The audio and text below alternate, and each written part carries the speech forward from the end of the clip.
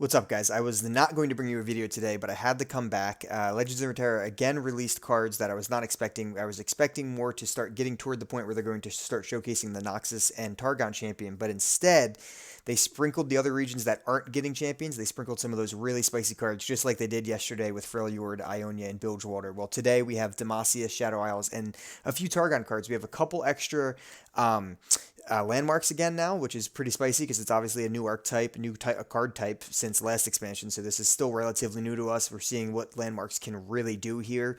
And I had to bring this video back. I had to talk again. I'm going to do it just like I did before, jumping between the current collection to see what these new cards will affect in the current collection and all that type of stuff. So if you guys are new to the channel, leave a like, leave a comment, make sure you're subscribed. We're going to keep pushing content out like crazy. And if you haven't checked out our podcast, definitely do that. Available on all platforms. So let's dive in here. We have, at first, the Pesky Specter. It's a 0-cost Shadow Isles card that is a 1/1, so good stats for 0. It has Ephemeral and has Last Breath. Create 2 copies of me in the enemy deck. So the only thing we've really seen before like this is shrooms, right? Shrooms are a trap essentially being planted in the opposing player's deck, and when they draw a card, they have shrooms attached to them, and they take damage equal to that.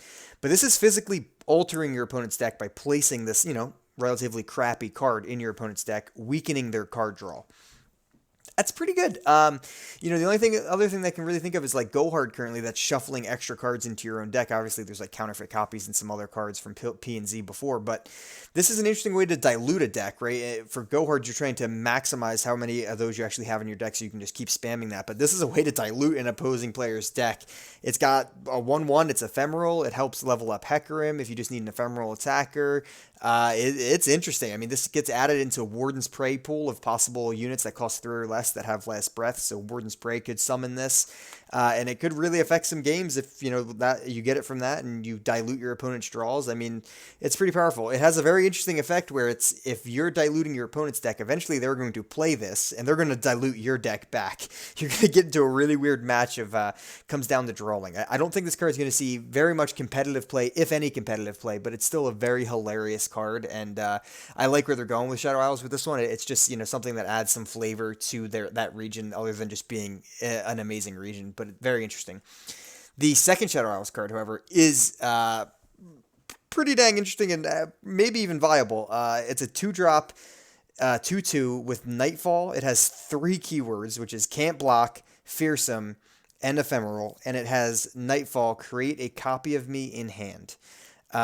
Pretty insane. So obviously Nightfall decks are based around, all right, a few things, right?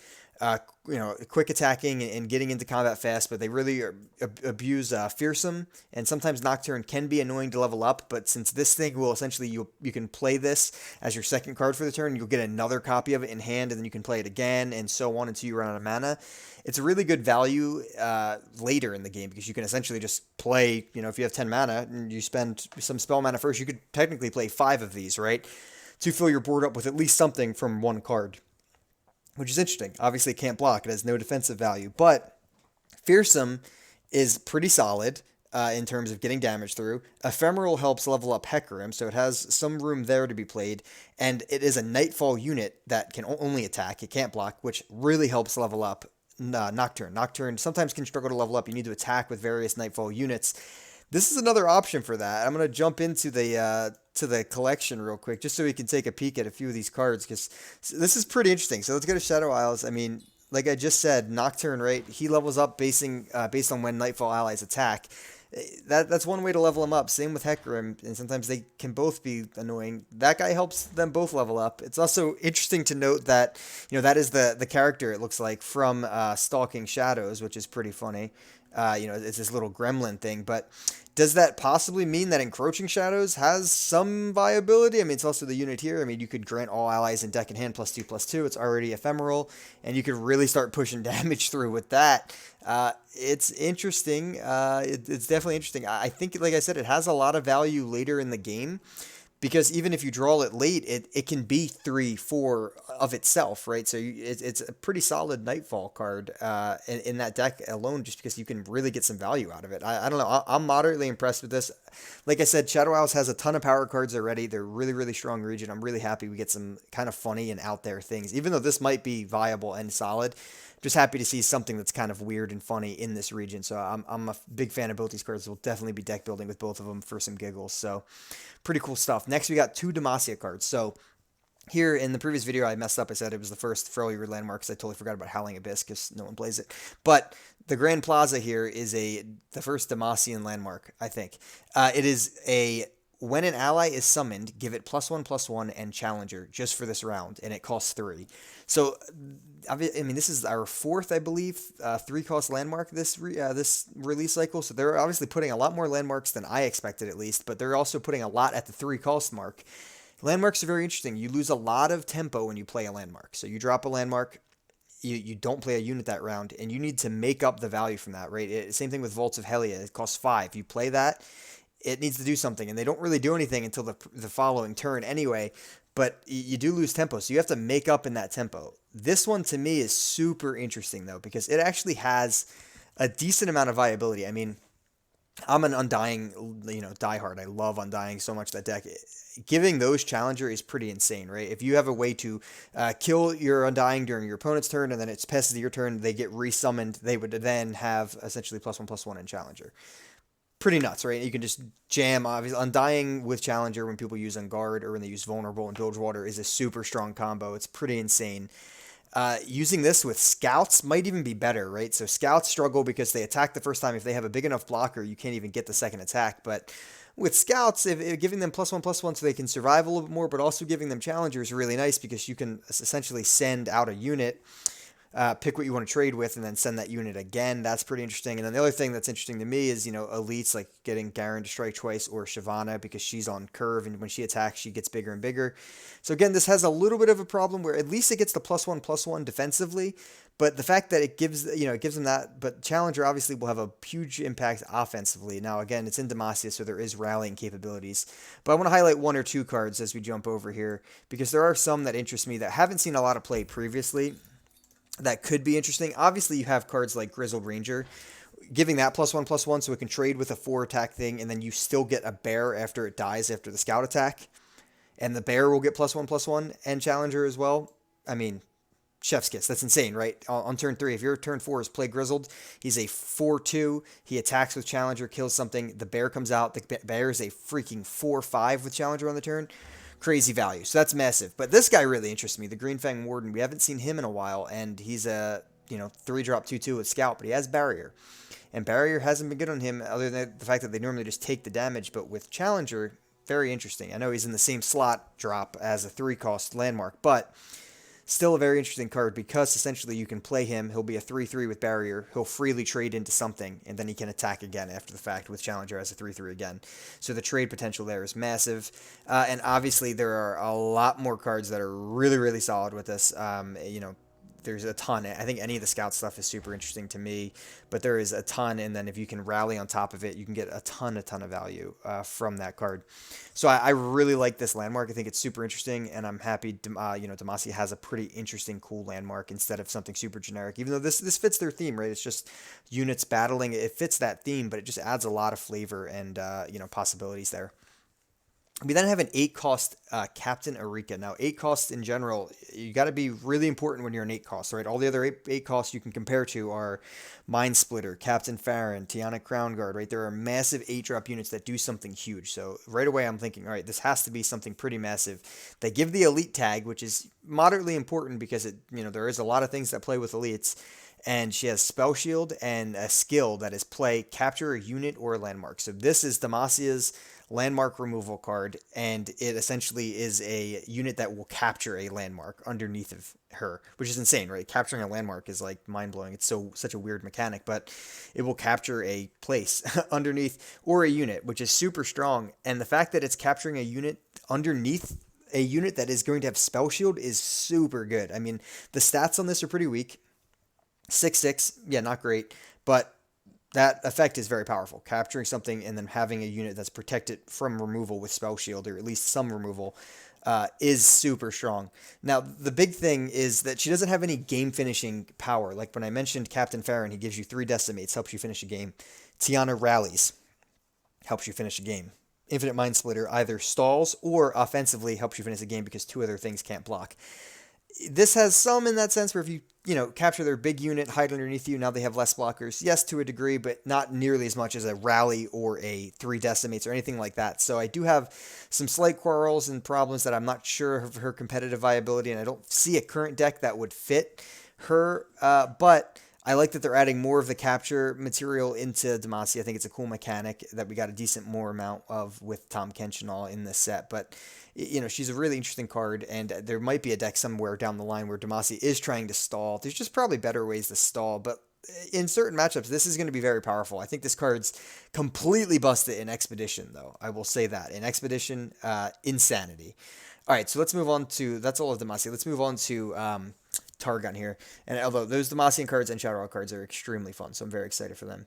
Targon here, we have another Daybreak unit, so I was so happy to see that, and we have another Nightfall unit here as well. That archetype that they kind of put out right at the beginning of the release with Diana, Nocturne, Leona, all that stuff, they've supported it with the Eclipse Dragon last set, and now we have the Evershade Stalker and Solari Sunforger, and this thing is thick, dude. This thing's really good. 4-drop 5/4, which is solid stats that we don't see a lot of. We don't see a ton of 4-drops with 5 attack in this game, and it has Daybreak. Give me Lifesteal this round. So let's just switch right over to the live game. But to talk about Daybreak for a second, I mean, listen, Daybreak already is so good against, and I'll actually go for the keyword. It's so good against early curve stuff already. You have all of this super strong units, 1-drop 3/3, right? 2-drop 3/6 on the turn it plays. They're so good against aggro decks. They're so good against curve decks, right? They're really good against Demacia. They're really good against even Pirate Aggro. They're good against just blocking when they need the block. And, Leona's a great 4-drop. Now, there was only Leona. There's 1, 2, 3, 4. There was only this 4-drop before. But now you add another 4-drop with 5 attack and lifesteal. It is such a strong anti-aggro card. I mean, if that 5 attack actually gets through, it's insane. And on top of that, there's a lot of turns on turn 4 when you're not attacking, and I usually play Leona defensively. I'm trying to slow down what they do. But the fact that you can play that now instead, it makes the Daybreak curve even that much more appealing to me. I mean, you can play that on 4 or Leona on 4, and 5. You might not run 3 of them. You could run 2 of them. But if attack gets off and you did miss an early drop, you're going to heal for a ton. I mean, 5 attack is massive, and if you really just want to run the 1 and 2 drop and you want to save room for the top end of your deck, you can kind of afford to do that now with him because he will be able to catch up a huge turn with that massive 5 lifesteal. If you miss a drop or 2, he can really make that up.